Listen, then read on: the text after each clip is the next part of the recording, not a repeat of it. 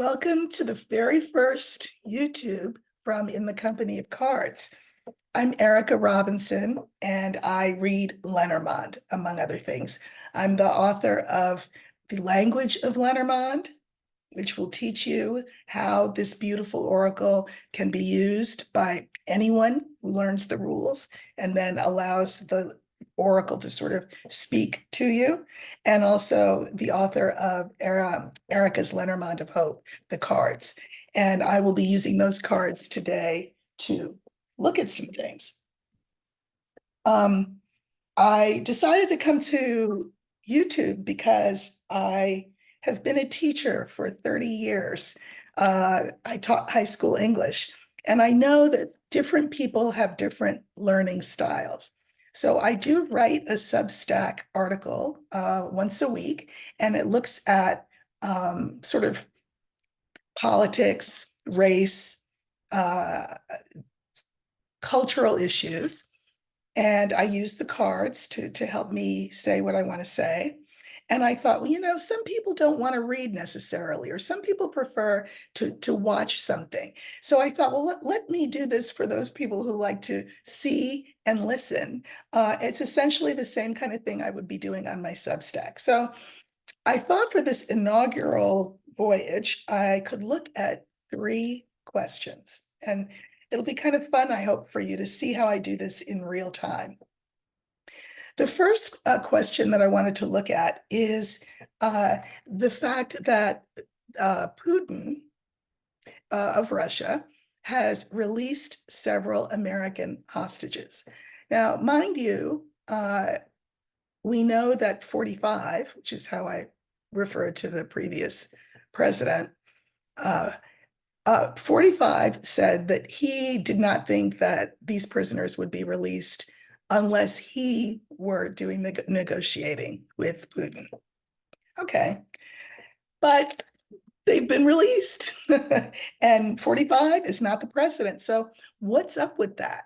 So what I want to look at with the cards is why did Putin release these hostages now? Now, granted, this has been a long time in the making, I'm sure, the negotiating process. But let's see what we can get. And we're looking at this with an eye towards what 45 said. I alone can fix it.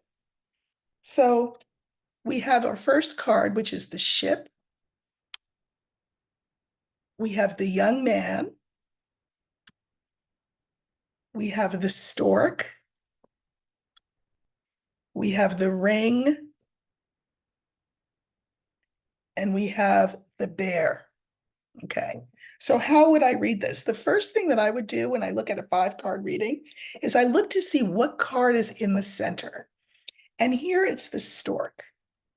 Now, we're thinking about this from Putin's perspective, right? So if we have the stork in the middle, the stork is kind of our central focus.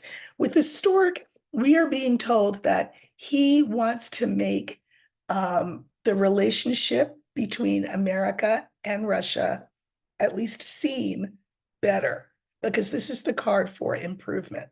Okay, now why would he want to do that if he thought he could just bide his time, wait till Biden were out of office, and then deal with Trump, 45, who theoretically would be kind of a friendlier force towards his ends, Putin's ends? Makes me wonder whether Putin suspects strongly that 45 is not going to be the new thing on the block come January. Okay, so the first card in the line was the ship. The ship is about forward movement, as opposed to stagnation. So this is Putin trying to sort of get a jump on things, trying to establish, I want to be friendly, I come in peace. So as we move forward, as America moves forward to become whoever she's going to become, we want to sort of create a good relationship with you. Now, the young man, this is not an actual person, it's more energetic. And Putin is aware that a new America is on the horizon. It's not the old played out version that he has been used to during 45's tenure. So he thought, well, you know what? Let me make a bold Yang-like move. Let me be aggressive and make this move. Okay. Again, we have the stork in the middle. And then we have the ring followed by the bear. Now, the ring. The ring is a card for, among other things, commitments, promises. I suspect that Putin sees the horizon, right? Sees that Trump will not be the new thing coming in, that it will, in fact, be Harris, that Harris is not going to play with him. And the ring is sort of like a promise. It's like saying, listen, I'll work with you. Whoever's in office, I'm going to work with you. I promise. And the bear here normally would stand for 45, but I don't think so here. I think the bear is Russia. This is Russia making, I think, a bold move. And it's as much a move that is a message to Trump and his people, by the way, as it is to anybody else. In other words, 45, if you think that you hold the key to how Russia moves, that you're the one who can fix it, I've got news for you. I'm the head of Russia. I'm going to bat you out of the way with my big paw, and I'm going to proceed with who I think the new administration is going to be. And it may not have been my choice, but I'm going to make the best of this situation and start off on a good foot. I think that's why this move happened now. Just saying. Okay. The next thing that I wanted to look at is will Trump be here for the long haul? Will he stay in the race? You know, months and months ago, I was on a podcast, YouTube, with a friend. And this was back in October. I had the book coming out and she invited me on the podcast. Her name is Denise Siegel and she's terrific. And she had me look at the election. And I looked at the election and I had to pause for a nanosecond before I actually said what I saw, because what I saw was at least one of the players at the time, and remember at the time, the players were Trump and Biden. I thought that at least one of the players was not going to stay the same. And beyond that, I saw that at least one of the players would be female. Well, here we are.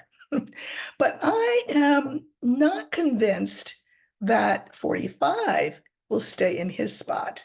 So let's look at that. I'm going to pull 5 cards. I'm going to let Spirit decide what that center card will be, as well as the other cards. Sometimes I will pick a significator, a card to stand for what I'm asking about, but the universe knows what I'm asking. So I'm just going to pull 5 cards, and I'm asking, where will 45 be come November 1st? Okay, so let's see.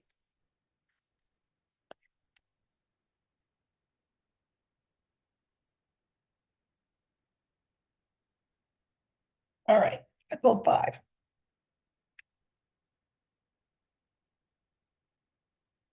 Okay. So the center card, interestingly enough, is crossroads. Crossroads means choices. So to me, this is kind of wishy-washy. This is not saying definitively that he will still be in it. Okay. So what do we have? We have the tree, we have the sun, we have crossroads, we have the scythe, and then finally we have the ship. I think this is pretty interesting, and I'm going to go out on a limb, speaking of tree, when I read what I think these mean. Okay. I think that Trump has some serious health issues. Obviously, I'm not the first person to say this on YouTube, but the tree is the card for health, and it's health in all forms: mental, emotional, spiritual, uh, physical, all of it. He's got, we know, some cognitive stuff, but I also think that he has some physical things going on. Now, in any system that has a sun card, people will tell you that the sun is the best card in the deck. It's a great card, you know, but sometimes the sun is not about something amazing, terrific, wonderful. Sometimes the sun is about what comes to light. What is the what searchlight is the light shining on? And I think his health, 45's health, issues will be more brought to the forefront, more brought to light. I think he's decompensating by the day. We saw that in the National Association of Black Broadcasters interview, if you want to call it that. I think his health issues will be increasingly coming to light. And I think it will mean that there is a choice, both for his party and for him, about what to do. Crossroads is about a choice. Okay. A decision will be made. The scythe is the card for a decision. Out of choices, many choices, come one decision. I think he will not be in the race. Call me crazy, call me wrong if I'm wrong, but I'm not convinced that he will stay in the race. Granted, he may have to be paid off in order to leave. Granted, he risks a lot if he does leave, because prison could certainly be in his future. But I mean, he may say to himself, oh my God, I'm going to lose anyway. Let me just turn my attention to all this legal stuff. And if they're going to pay me to leave, good, I'm out. Now, again, the rationale that he would give for leaving is not that he got paid off. I can mirror, meaning look at two cards together. I can mirror the first and the last card. This is the last card. This is the first card, which is to say he will use his health, as a reason why he's leaving. Not only that, I can also mirror, meaning look at together, the second card and the fourth card, the sun with the scythe. The fact that his poor mental health, if not physical health, are brought to light will help spur this decision. So don't be surprised if something doesn't happen, like, I don't know, Vance is either elevated, but I don't think that will happen. But don't be surprised if Nikki Haley is not tapped for the top spot, with Vance still as the second. It could happen. Stranger things have happened. Okay, so you heard it here first. Okay, the third question that I wanted to look at, and the final one, is whom Kamala Harris will pick for her running mate. There are 5 contenders that Common Wisdom has are at the top. Okay, so I'm going to look at them in this order. I'm going to pull 3 cards for each. And I think what I'll do is shuffle a little more. And I don't have enough surface space on my desk to pull all 5, so I might have to, and I think I also want to keep all the cards in play. So I think what I'll do is, after each pull, I will I'll put the cards all together and then pull for the next guy. Okay. So the first person I want to look at is Pete Buttigieg. These are the 3 cards that I'm pulling for Buttigieg as to whether or not he will be the person whom Harris selects. And we have here the young woman. We have the fox. And we have the birds. Okay. Now, young woman is not a person. It's more like, an energy. And this energy is gentle, receptive, soft, etc. Um, and it's interesting coming here because I have the feeling that just like Harris said yesterday, if you have something to say it to my face. I think she might want a running mate cut of that same tough cloth.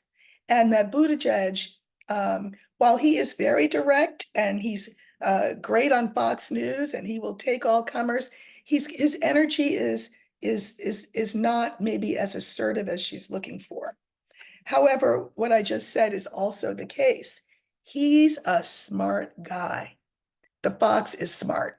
He's a smart guy. And he would be better, I think, for her being out and about, sort of spreading the good news of the Harris gospel uh, as a surrogate and not necessarily as a VP pick. So I don't think he will be the VP pick. Okay, so that's one down. All right. The next one I'm going to look at is Andy Beshear. Now, Andy Beshear is the Kentucky governor. And I will say that there is one little fly in the ointment with Andy Beshear, which is that he has supported private school vouchers for Kentucky students.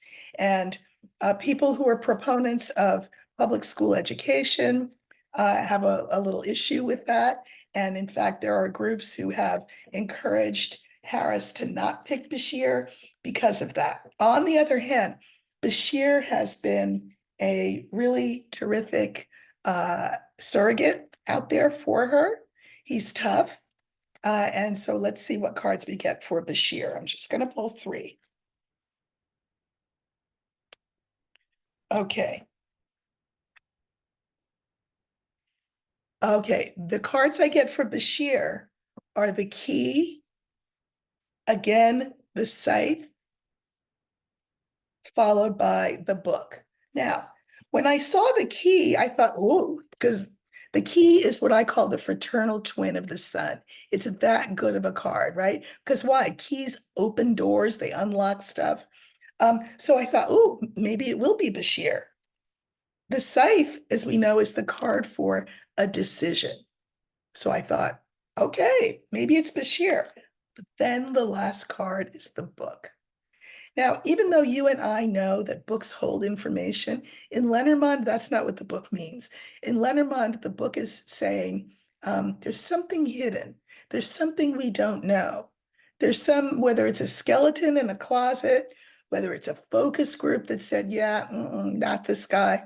To have it at the end of the 3-card reading, where we've got the key, the scythe, and the book, it's kind of like, the balloon is going up, it's looking good, and then somebody sticks a pin in it with this card. I do not think Beshear will be Harris's pick. Okay. 2 down, 3 to go. Okay. The next one I'm going to look at is Mark Kelly. So we all probably know about Mark Kelly. He's the senator from Arizona, Democrat, obviously. He is the former astronaut. So that's cool, very sort of American hero story. He's also the husband of Gabby Giffords, who was shot in the face by, somebody. And so, that sort of is a human interest story. It's very compelling. If you're anti-gun, it's compelling. He's been also a very good surrogate for her. So for Harris. So let's see what she thinks of him as her VP pick. Okay. This is looking good, gotta say. We have the stork. This is the card for positive change. Arizona would be a great get right, as a state. So that's a good card. The next card is the House. This could stand for the White House. This could stand for people's familiarity with him, which is a good thing, right? Most people know who Mark Kelly is. The final card is not the pin in the balloon. It's the bouquet. A bouquet is a gift. It's a reward. This could be a reward for all of his service to date. So I am not going to throw him aside the way that I've done Buttigieg and Bashir. I think Kelly is a top contender. Can't deny it. Okay. So we've got Kelly in the mix, and we have two more to look at. Let's look at Josh Shapiro. He is the governor of he's the governor of Pennsylvania. Oh, you know what? I made a mistake. Bashir, when I talked about Bashir, he's not the one who did the school voucher thing in Kentucky. No, no, no. He's the one who vetoed drugs or surgery for minors who are trans. Mm, that could be a big loser for him. So we already took him out of the running. We're going to keep him out of the running. That's not good. Shapiro, who I'm about to look at next, is the school voucher guy. He approved school vouchers for private school students, and public school proponents are not fans of that. On the other hand, Shapiro has, again, been a great surrogate for Harris out on the campaign trail. Pennsylvania, of course, is a swing state. That would be a great get. So let's look at Shapiro. Okay. This looks good. We have the bear, we have the moon, and we have the older woman. I really like this. I think this older woman is Harris. I think she really likes Shapiro.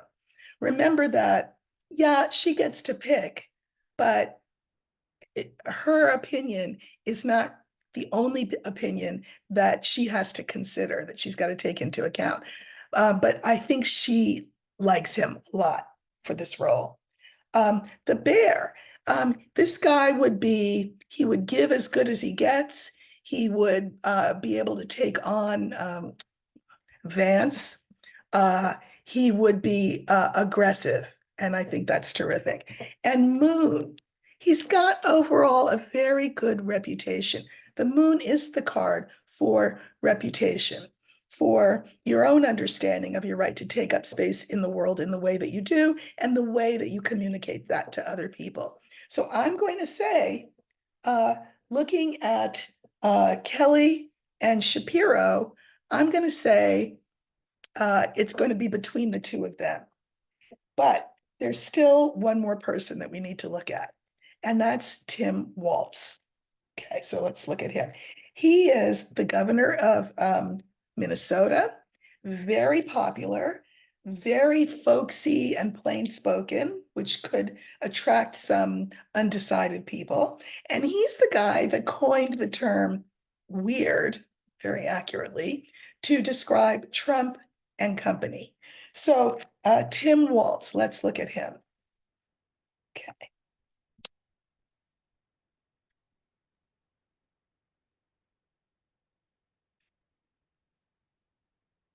Interesting.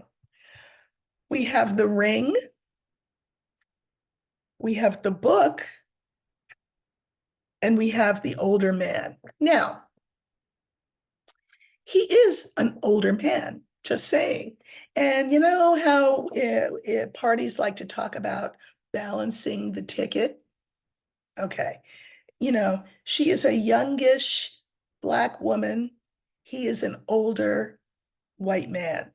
He would provide that kind of classical balance to the ticket. I have my own feelings about how balanced a ticket needs to be, but whatever. I think that's something that will be taken into consideration, that he balances the ticket in that way. Not a ton of people know of him. He's become insta famous because of the weird thing, the weird line. I think that's terrific. Uh, and he is all in. He is really in it to win it. He's committed. He would take no prisoners in the VP race. So I think that we have eliminated two people. We've eliminated Buttigieg and we've eliminated Bashir.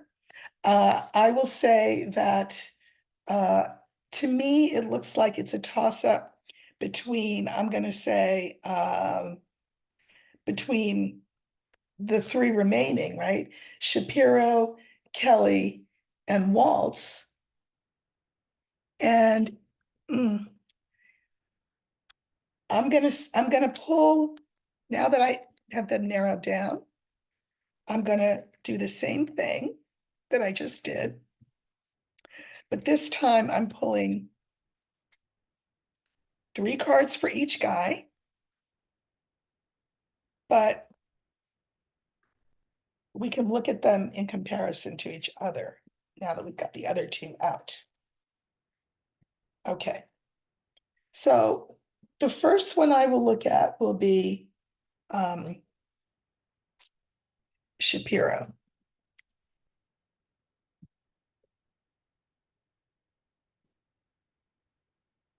Okay, we have the birds, we have the scythe, and we have the dog.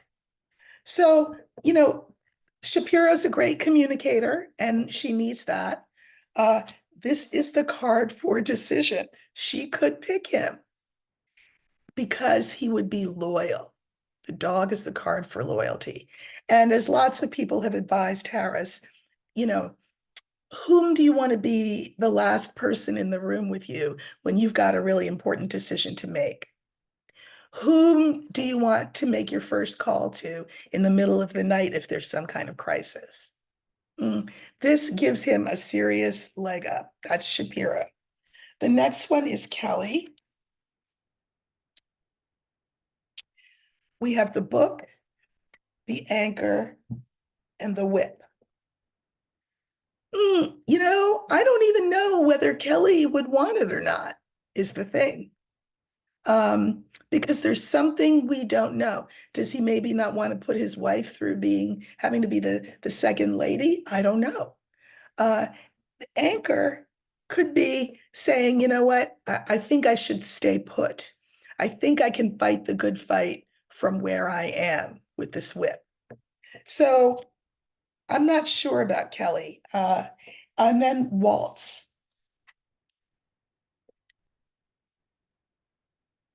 We know we like that card.